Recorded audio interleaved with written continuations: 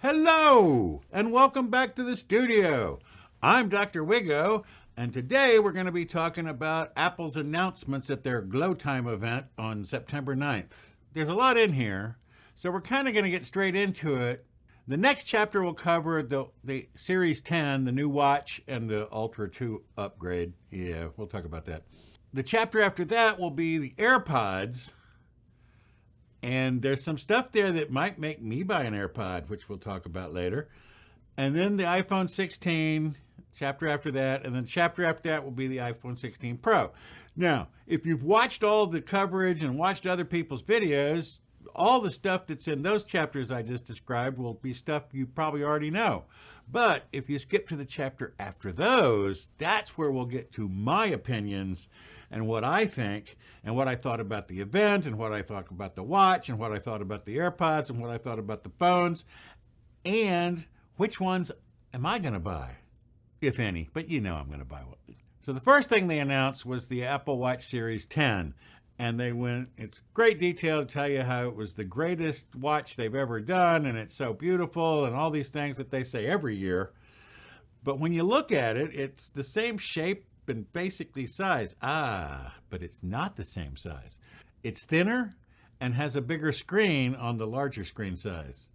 So there are improvements, and there are actually some lot of improvements inside, which, well, let's just get into it. So the bigger screen, well, yeah, they put a side-by-side. Look at that. Is it a pixel? Is it 5 pixels? I don't know. It's a teeny bit larger than the Ultra 2 screen. But it's much thinner and much lighter than the Ultra. It's even thinner and lighter than the Series 9 watches. And has a 40% better viewing angle because of the OLED screen that it's got. Also, it has the first polished aluminum finish they've done on this Apple Watch. And some of them look quite pretty. They also announced that it will now charge to 80% in just 30 minutes. So if you're one of these people that has to recharge your watches a lot, you can do it fast. And then they also came up with titanium cases with matching bands and this really cool reflection space that matches the titanium and the bands, and it was very pretty. Of course, if you're like me, you want the complications. I have lots of complications on my Apple Watch.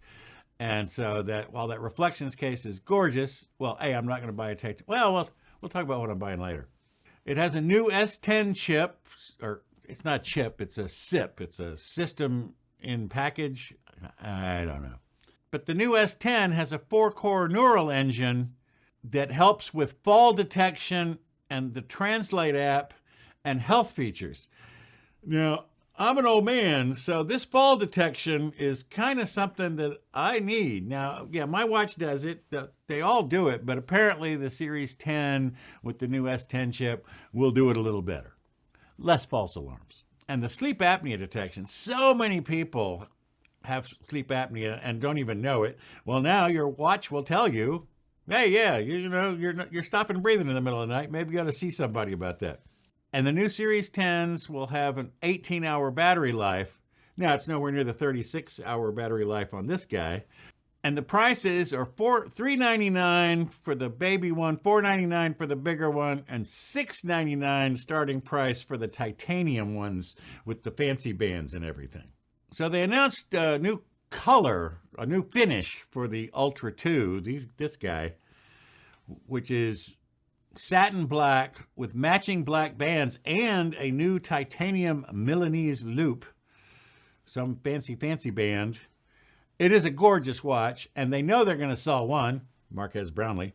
But that's it for the watches. Moving on to the AirPods. If you've been to my channel, you know I don't like having things put in my ears, so I'm not an AirPods person. I don't ever wear them. I don't ever have them. That may change because, well, the AirPods 4, the new version of the AirPods, has the new H2 chip, which enables all sorts of cool things, voice isolation, noise cancellation. Oh, and a Find My speaker in the little case so that if you use Find My, the case can beep so you can help find your little case. Individual AirPods, you're on your own, but you at least can find the case. The AirPods 4 are $129 or $179 with the active noise cancellation. Then they announced the AirPods Max, possibly the worst upgrade in the history of Apple, because it's not an upgrade. It's the exact same thing, except they've replaced the Lightning port with a USB port, and they introduced new colors. That's it. Same price, over $500. Not worth it. But the real winner of the AirPods Derby was the AirPods Pro 2, which have hearing protection, and now they have a hearing test function and a hearing aid function, which was approved by the FDA like 2 or 3 days after the Apple event. So they were approved this week. They can sell it as a hearing aid. It's a hearing aid that's $249, not $2,499, which is what most hearing aids cost. This has my interest. Moving along, the iPhone 16. By the way, they go on and on about Apple Intelligence. I'll talk about this in my analysis in a couple of chapters, so you might want to skip ahead for that, because, I'll tell you why they do it, and I'll tell you why it was a bad idea to do it, and, well, just stay tuned. So the iPhone 16 gets the new 18, so it skips. Usually the lower end phone gets the processor from the Pro from the previous year, but not this time. It's getting the A18, which has a 16-core neural engine, again, optimized for Apple Intelligence. It's on a 3 nanometer process like the M4. Got a 6-core CPU, 2 performance, 4 efficiency, and a 5-core GPU. And this enables them to have the visual intelligence feature, Google Lens, if you've ever seen an Android phone, where you just point the camera and it tells you stuff about what you're doing. It has this camera control feature and dedicated button on the phone. The button's pretty cool. The button gives you haptic feedback, and it'll support gestures so you can scroll along, and it half presses and full presses and double taps. So it's like having a whole nother input thing, but only for the camera. The camera control button will only work camera control. But it's pretty cool. They showed how you can use it to control the zoom, other controls like depth of field. It has a 48 megapixel main camera, but they're calling it a fusion camera because it will zoom into the middle 12 megapixels on the sensor to give you 2 times telephoto. So you can have 48 megapixel full frame or 12 megapixel 2 times zoom. 4K 60 in Dolby Vision video it will record. The other camera is a 12 megapixel ultra wide, which now supports macro photography, which I don't think was possible except in the Pro models previously. So you can now do close-ups of little bugs and things, and it's pretty cool. And then, of course, using that camera control, you can go from macro to 0.5 to 1x to 2x just by sliding your little finger along, which is pretty cool. And because they moved the cameras to be in a line, it now supports taking special videos and spatial photos for those of us who have Vision Pros, which is, me and 15 other guys. And they add a bunch of other features, AAA gaming, messages via satellite. The action button from the Pro from last year has now come down to the regular iPhones. Wi-Fi 7 and improved battery life. And all this for only $799 for the little one and $899 for the big one. Moving on. The iPhone 16 Pro is less of an upgrade than the iPhone 16s were over the previous ones. It's still an improvement, but it's modest. For one thing, it's got larger displays, 6.3 inches and 6.9 inches. Now, they say it's because they made the bezels smaller, but if you look at them side by side, it's actually a little bit taller. These displays support ProMotion up to 120 hertz, and they also support Always On, a new feature of these phones. They're made from grade 5 titanium, which apparently is an upgrade from the titanium they used last year. 4 new colors. Well, the black is blacker, the white is whiter, so they can call those new colors. The natural is also lighter, so that can call that a new color, but they actually have one new color, which is the desert. And they've also done all these improvements and tweaks and everything to give it even better battery life, especially the big guy. The chip is the A18 Pro, so it's a slight upgrade from the A18 in the iPhone 16. By the way, this is the closest those two, the Pros and the iPhones typically are like a year apart. Now they're the same thing, just like a slightly improved processor. So the A18 Pro has a 16-core neural engine, a 6-core CPU, like the A18, but a 6-core GPU, unlike the 5 cores in the A18. The cameras are also new. The 48 megapixel main camera has a new sensor which reads twice as fast, so you'll be better for catching things in motion and that kind of stuff. And then the 48 megapixel ultra wide with autofocus.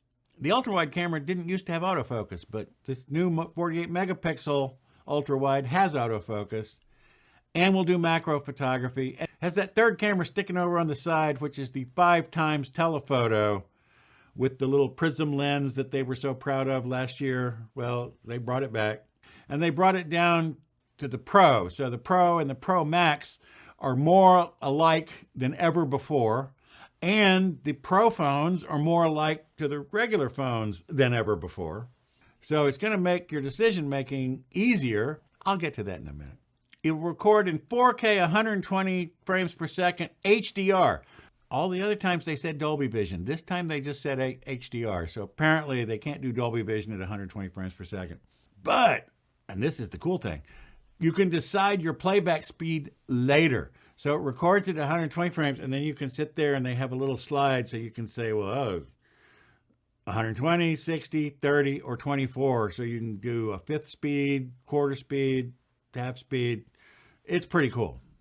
They've also upgraded the microphones in the Pros so that there are 4 studio quality mics and they're sprinkled around the phone, which sets up spatial audio capture and this new feature called Audio Mix, where you'll be able to take your video that you've shot in your iPhone Pro and you can say, well, I want the people in the frame to be prioritized. I want their audio punched up and the rest died down. Or you can say, I want studio, which is, it sounds like you're in a sound studio, even though you're like maybe in a real place. Or cinematic, where it takes the people talking and puts them in the center channel and then takes all the ambient noise and everything else that the microphones pick up and move that out to the surround channels, like in Dolby Atmos. That's the hardware. Now let's talk about what I think. First, let me talk about the event. I thought the event was very poorly done. It was very disjointed, and they kept cutting to different people. I mean, they're trying to include all their people. I get that. But by doing so, they were chopping up the things into pieces, and all these people doing their little pieces would do comparisons. It's 17% faster. And this other guy would say it's 20% faster. But they weren't comparing it to the same things. So every time they said something was something percent faster, you had to look real close to see, well, faster than what? Because every time they said it, it was something different. They were comparing things. They always do this. Apple always compares apples and oranges. Hey. But it was exceptionally bad and jarring. And they would cut to a thing and then they'd cut back. And like I noticed on one thing, like at the end of every thing, they don't say what the price of something was. Well, on one of the, I think it was the AirPods 2, they didn't say the price at the end like they did on all the other ones. It was just, I thought it was it looked like it was slapped together and done poorly and poorly edited, poorly set out, poorly scripted, very disjointed. Then the second thing about the event was they spent, it seemed like half, but it was probably only a quarter of the time talking about Apple Intelligence and the features of Apple Intelligence and going back over the features of Apple Intelligence that they did back in the iOS 18 reveals. And I know why they did it. The reason they did it was because that's the only reason to upgrade your phone. Because unless you have a 15 Pro, Apple Intelligence will not work on your phone unless you buy a new one. The 15 Pros and Pro Max They will support Apple Intelligence. But all the phones under that, nothing. Not a drop. Zero. So that's why they were pushing Apple Intelligence, because that's the reason to get you to upgrade the phone. Because look at all these cool things you'll be able to do if you buy the new phone. One problem.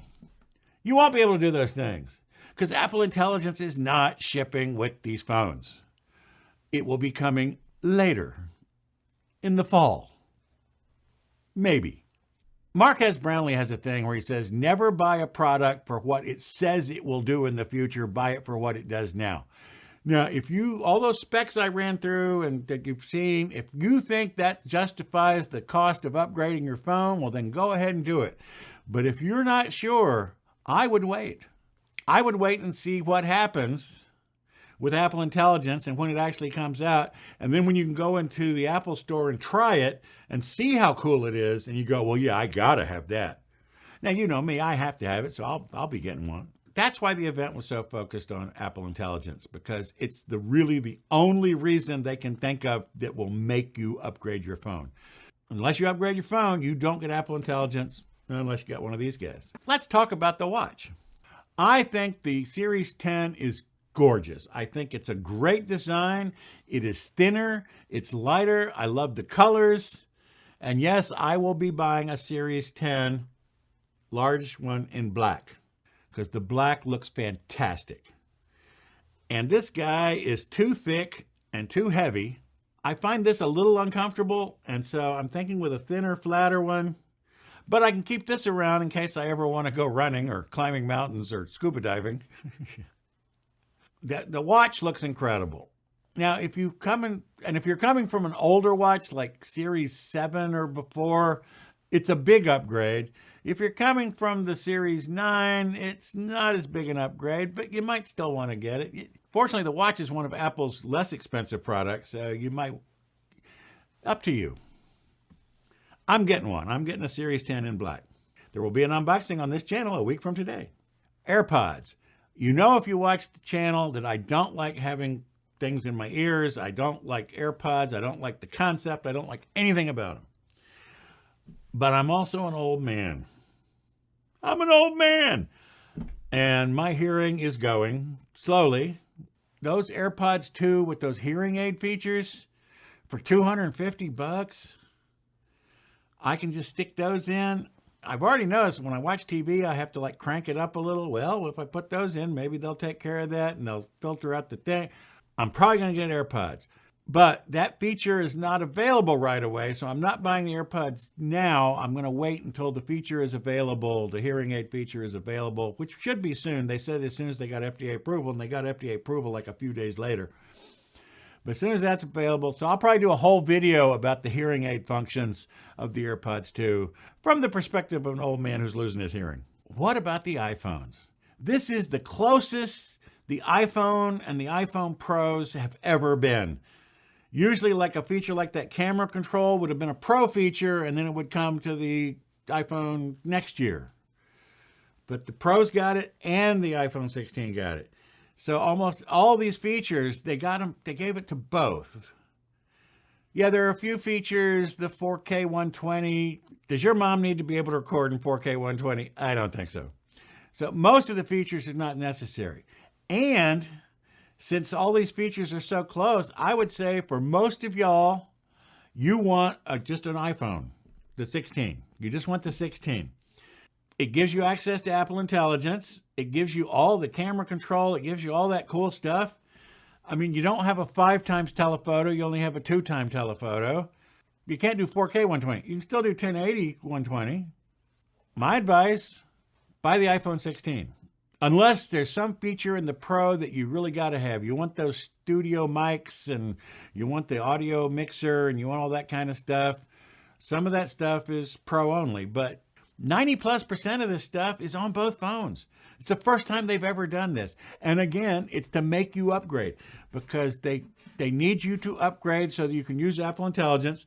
So they made the iPhone 16 a much more attractive prospect. You really would want one. Well, that's their plan. Even though it just looks like all the other iPhones that came before. Cheap out. Plus the colors are fantastic on the 16 and on the, well, you saw on the Pro, it's the same 3 colors they had last year, except they made them all, well, the dark got darker and the 2 light ones got lighter, and then they added a 4th color. By the way, I'll be getting a Pro because I'm a Pro guy. I actually shoot videos, so, but instead of natural titanium, and again, the natural titanium this year is lighter than this, I'm getting the desert titanium, the gold color. And there'll be an unboxing on this channel next week. And all these people that are going, oh, there's no improvement. How dare they charge you $800 to upgrade your phone? They're not charging you $800 to upgrade your phone. They're charging you $800 to buy a new phone. They're not, these aren't upgrades. These are new devices. That's the other thing they did this year. The trade-in deals are tremendous. Apple does a pretty good trade-in deal just on their own. But their partners, the carriers, $1,000 free. I mean, just amazing deals if you give them your old phone. So you can really get a deal on these things. And Apple went out of their way. I think they probably strong-armed the carriers into upping their deals because they need everybody to upgrade because they don't want people whining, well, I can't use Apple Intelligence. What's this Apple Intelligence? It wouldn't work on my phone. That's right. Right now, this is the only phone it works on. The Pro, the 15 Pro. But it will work on all the ones they announced. The 16, the 16 Plus, the Pro, 16 Pro, and the 16 Pro Max. That's what you got to do. It's way easier on the iPad and the Max. If it has an M chip in it, for the most part, it'll support Apple Intelligence. Apple Intelligence is going to work on all Apple devices, except the phones lesser than this one, the 15 Pro. Every phone before that, no Apple Intelligence for you. So that's why they want you to upgrade. That's why the thing was so heavily canted towards it. They want you to upgrade. Apple Intelligence is their only big selling point. So that's what I'm buying. And then down the road, in a month or so, I'll be getting the AirPods 2 to test out the hearing features, and I'll do a video about that. So you can look forward to that. So that was a lot, but that's it for today. So thanks for stopping by. See you next time, where I'll be unboxing a 16 Pro Max and a Series 10 watch. So bye-bye. I'm going to go wait for my order by the door. I'll see you next time. Thanks for staying to the end. Bye-bye.